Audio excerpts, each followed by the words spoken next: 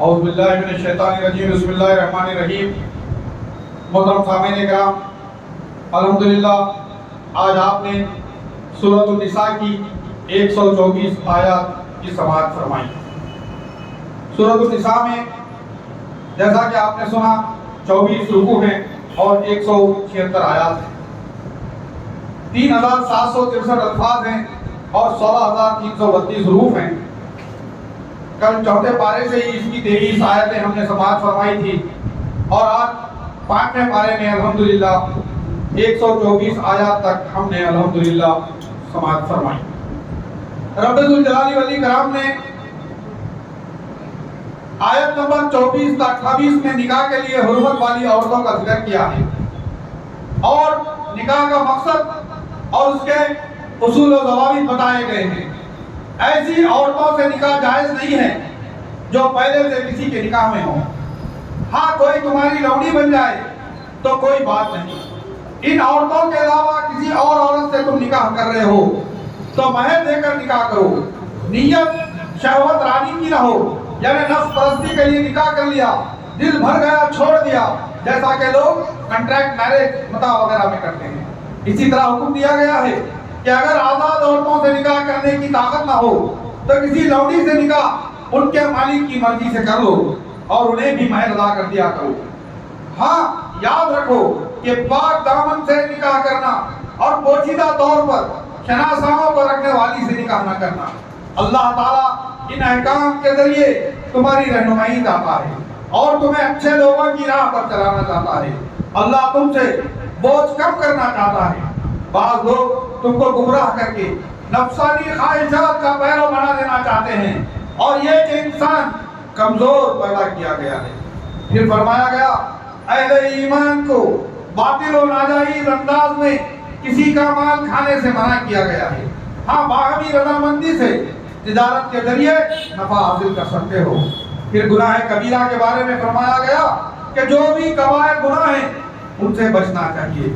اس کے گناہوں کی بخشش اللہ تبارک و تعالیٰ فرماتا ہے جو بھی کبائر سے بچے گا اللہ اس کے گناہوں کی بخشش فرمائے گا اور معزز ٹھکانہ عطا فرمائے گا۔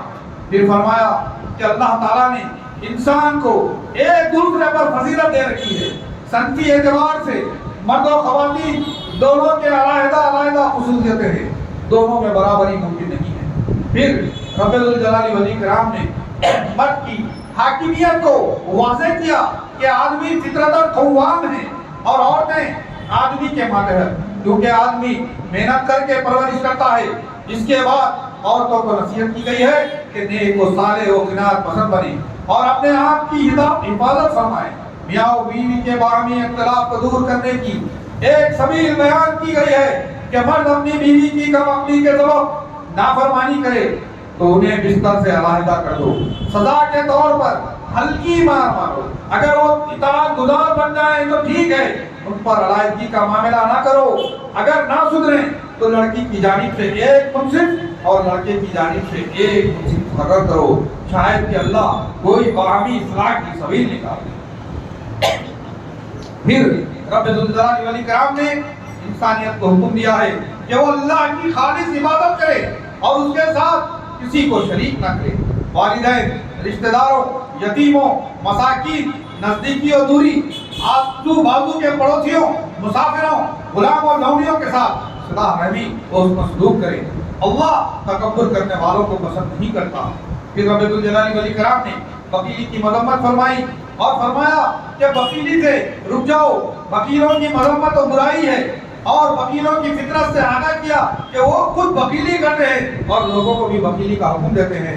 ایسے ناشکروں کے لیے رسوا کو عذاب ہے۔ پھر طہارت و پاکیزگی اور نماز کے بعد احکام بیان کیے کہ نشے کی حالت میں نماز نہ پڑھیں یہاں تک کہ شعور میں نہ آ جائیں۔ اسی طرح اگر جماعت میں ہو تو غسل کر لیں، اگر مریض ہو یا مسافر ہو یا استنجا سے فارغ ہو یا عورتوں کی صحبت اختیار کر چکے ہوں اور پاکی و طہارت کے لیے پانی میسر نہ ہو تو پاک مٹی سے اپنے چہرے اور ہاتھوں پر مل کر تیمم کر لیں۔ پھر رب ذوالجلال والاکرام نے اہل کتاب کی بری خصلتیں بیان کی کہ وہ ضلالت و گمراہی کے دل دادا ہیں اور وہ چاہتے ہیں کہ تم بھی گمراہ ہو جائیں اور وہ جگہ جگہ سے اپنی کتاب کی تحریف کر چکے ہیں اور کہتے ہیں کہ انہوں نے نبی کی بات کو سنا ہے لیکن اس کی مخالفت ضرور کریں گے اور وہ باتوں کو سنی سنی کر دیتے ہیں۔ اگر وہ یہ کہتے ہیں کہ ہم نے سنا ہے ضرور اطاعت کریں گے تو ان کے لیے بہتر ہوتا ان کی اسی بری خصلت کے سبب وہ ملعون کر دیے گئے ہیں۔ پھر رب ذوالجلال ولی کرام نے شرک کی برائی بیان کی کہ اللہ شرک کو ہرگز معاف نہیں کرے گا اور مشرک بڑا گنہگار ہوگا۔ پھر آیت نمبر 51 کا 55 میں اہل کتاب کی ایک اور خباثت بیان کی گئی ہے کہ وہ بتوں اور طاغوتی نظام پر ایمان کرتے ہیں۔ ان کا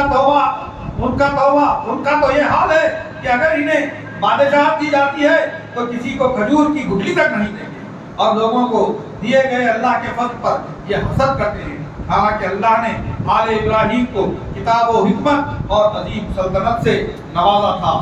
پھر رب ذوالجلال ولی کرام نے کہ امانتوں کو حقداروں تک پہنچانے کا حکم دیا کہ اہل ایمان کو نصیحت کی کہ وہ امانتوں کو ان کے حقداروں تک پہنچا دیں اور لوگوں میں عدل و انصاف کے ساتھ حق کے فیصلے کریں۔ پھر اہل کتاب کو اہل ایمان کو مخاطب کر کے فرمایا گیا کہ اللہ اور اس کے رسول کی اطاعت و فرمانبرداری کریں اور خلفاء و امراء و حکام کی تابعداری کریں۔ اگر کسی بھی قسم کا کوئی بھی تنازع ہو جائے تو اللہ اور اس کے رسول کی جانب رجوع کرے، یہ کام وہی کر سکتا ہے جس کا ایمان اللہ پر اور یوم آخرت پر ہے، اسی میں بھلائی اور کامل۔ پھر منافقین کی بات مطلب بیان کی گئی ہے کہ جب انہیں کہا جاتا ہے کہ آؤ اللہ اور اس کے رسول کی جانب تو راہ کے روڑے بن جاتے ہیں اور لوگوں کو روکتے ہیں، اور جب یہ خود مصیبت میں پھنس جاتے ہیں تو پھر آپ صلی اللہ علیہ وسلم کے پاس آ کر ہیلے بہانے اور چاپلوسی کرتے ہیں۔ انہیں ان کے حال پر چھوڑ دیجئے، ان کی حقیقت اللہ تعالیٰ خوب جانتا ہے۔ پھر رب ذوالجلال ولی کرام نے اوصاف رسول صلی اللہ علیہ وسلم کا ایک مقصد بیان کیا ہے کہ لوگ ان کی اطاعت و فرمانبرداری کریں، اور جب لوگ کسی قسم کا کوئی گناہ کر کے رسول کے پاس آئیں تو رسول ان کے حق میں مغفرت طلب کرتے ہیں تو اللہ انہیں معاف فرما دیتا ہے۔ پھر رب ذوالجلال ولی کرام نے فرمایا کہ کوئی بھی شخص اس وقت تک مومن نہیں ہو سکتا جب تک رسول کے ہر فیصلے کو منہ تسلیم نہ کرے۔ رسول کے فیصلے میں ذرہ برابر بھی شک اور شبہ اور کمی محسوس کرنا نقص ایمان کی دلیل ہے۔ پھر رب ذوالجلال ولی کرام نے اللہ اور اس کے رسول کی اطاعت کے فوائد کا ذکر کیا ہے کہ اللہ اور اس کے رسول کی اطاعت کرنے والے اللہ کے انعامات میں ہوں گے، نبیوں کے ساتھ ہوں گے، صدیقین، شہداء اور صالحین جیسے بہترین لوگوں کے ساتھ ہوں گے۔ یہ اللہ کی جانب سے فضل و عنایت ہے۔ پھر رب ذوالجلال ولی کرام نے جہاد اور منافقین کا رد عمل بیان کیا ہے کہ اہل ایمان کو جہاد فی سبیل اللہ کا حکم دیا گیا اور حکم جہاد سے لڑنے والے منافقین کی بری خصلت بیان کی گئی ہے کہ اگر نقصان ہو تو یہ کہتے ہیں کہ اللہ کا فضل ہوا کہ ہم اس نقصان سے محفوظ رہے، اگر تم کامیاب ہو جاؤ تو یہ کہتے ہیں کہ ہم بھی ساتھ تھے۔ یہ تو ایسے ہیں کہ جہاد کا نام سنتے ہی لڑنے لگتے ہیں اور لوگوں کا خوف ان میں جاگزی ہوتا ہے اور کہتے ہیں یہ اللہ تو نے جہاد کیوں فرض کیا ہے؟ سن لو کہ دنیا کی زندگی مختصر ہے اور آخرت متقین کے لیے سب سے زیادہ بہتر ہے۔ پھر رب ذوالجلال ولی کرام نے موت کی حقیقت بیان کی ہے کہ تم جہاں کہیں بھی ہو موت آ کر رہے گی، اگر تم نے اپنے آپ کو مضبوط قلعوں میں بھی بند کر لو تو موت آ کر رہے گی۔ پھر رب ذوالجلال ولی کرام نے فرمایا جس نے رسول کی اطاعت اور فرمانبرداری اور پیروی کی تو دراصل اس نے اللہ کی اطاعت اور فرمانبرداری کی، جس نے رسول سے اعراض کیا تو اس نے اللہ سے اعراض کیا۔ پھر رب ذوالجلال ولی کرام نے کسی کے حق میں اچھی سفارش کرنے کا حکم دیا کہ اچھی سفارش کریں، کیونکہ اچھی سفارش کا بدلہ سفارش کرنے والے کو بھی ملے گا۔ کسی کے حق میں بری سفارش نہ کریں کیونکہ اس کا برا بدلہ سفارش کرنے والوں کو بھی ملے گا۔ پھر اس بات کی تعلیم دی گئی ہے کہ اگر کوئی تم کو سلام کرے تو تم اس کے جواب میں اس سے بہتر کلمات لوٹاؤ، جیسے اگر کوئی السلام علیکم کہے تو اس کے جواب میں وعلیکم السلام ورحمۃ اللہ وبرکاتہ کہو۔ پھر اللہ تبارک و تعالیٰ نے اہل ایمان کو تعلیم دی ہے کہ کوئی بھی مومن کسی بھی مومن کا قتل نہ کرے۔ اگر کوئی غیر ارادی طور پر غلطی سے قتل کا ارتکاب کرے تو اس کے بدلے کسی غلام کو آزاد کرے یا مقتول کے اہل و عیال کو خون بہا دے۔ ہاں یہ اور بات ہے کہ وہ معاف کرے۔ پھر بتایا گیا اگر کوئی مومن کسی مومن کو عمدن جان بوجھ کر قتل کر دے تو اس کا ٹھکانہ جہنم ہے، اس پر اللہ کی لعنت ہے اور بڑا عذاب ہے۔ پھر اہل ایمان کو تعلیم دی گئی ہے کہ اگر کوئی تم کو سلام کرے تو اسے یہ نہ کہو کہ تو مومن نہیں ہے۔ پھر مجاہدین کو حکم دیا گیا ہے جب تم سفر کی حالت میں ہو تو نماز قصر کرو۔ اسی طرح حالت جنگ میں نماز کا طریقہ بتایا گیا ہے کہ ایک گروہ نماز پڑھے گا، دوسرا گروہ ہتھیار کی حفاظت و نگرانی کرے گا۔ جب پہلا گروہ نماز سے فارغ ہو تو دوسرا گروہ نماز پڑھے اور پہلا گروہ حفاظت و نگرانی کرے۔ ایسا نہ ہو کہ تمہیں غفلت میں پاک کر کافر کے غلط حملہ نہ کرے۔ پھر اس بات کی تعلیم دی گئی ہے کہ نماز سے فارغ ہونے کے بعد کثرت سے اللہ کا ذکر کرنا چاہیے، کھڑے ہو کر، بیٹھ کر، لیٹ کر، اور نماز کو قائم کریں، کیونکہ نماز اہل ایمان پر لکھا ہوا فریضہ ہے۔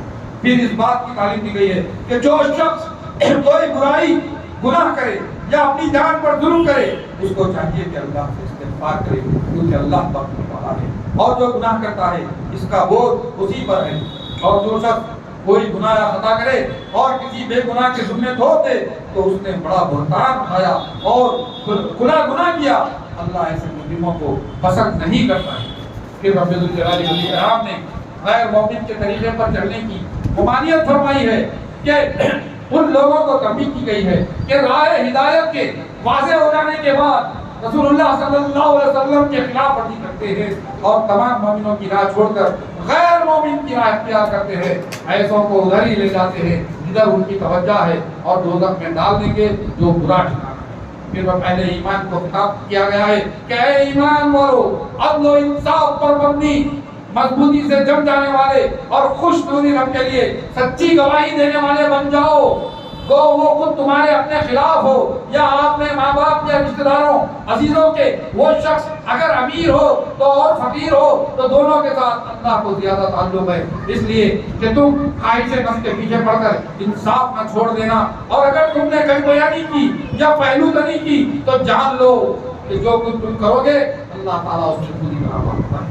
پھر اہل ایمان کو خطاب کیا گیا ہے کہ وہ اللہ پر، رسولوں پر، کتابوں پر ایمان رکھتے ہیں، جو ایمان نہیں رکھے گا وہ گمراہ ہو جائے گا۔ ان کو تنبیہ کی گئی ہے جو ایمان لا کر مرتد ہو گئے، پھر ایمان لائے، پھر مرتد ہوئے، ایسے لوگوں کو اللہ نہ معاف کرے گا نہ ہدایت کا راستہ دکھائے گا۔ پھر اہل ایمان کو تنبیہ کی گئی ہے کہ وہ کسی بھی کافر کو ہمنوا اور ہمراز نہ بنائے، یا ان سے دوستی کرنے سے عزت ملتی ہے تو سنو عزت دینے والا صرف اللہ ہے۔ پھر منافقین کی برائی بیان کی گئی ہے کہ وہ دھوکے باز ہیں، اللہ کو دھوکہ دینا چاہتے ہیں، حالانکہ خود دھوکے میں ہیں، زندگی گزار رہے ہیں۔ جب یہ نماز پڑھتے ہیں تو سستی سے پڑھتے ہیں اور لوگوں کے لیے دکھاوا کرتے ہیں اور اللہ کا ذکر بہت ہی مختصر کرتے ہیں، تذبذب کی زندگی گزارتے ہیں۔ جس کو اللہ گمراہ کر دے وہ راہ راست حاصل نہیں کر سکتا ہے۔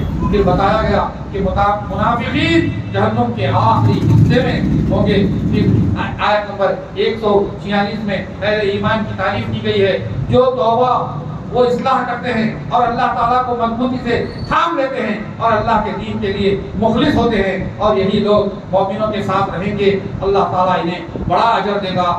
آپ نے آخری آیت بھی سماعت فرمائی جس میں اللہ فرماتا ہے ما یفعل اللہ بعذابکم، کہ اللہ تمہیں عذاب دے کر کیا کرے گا۔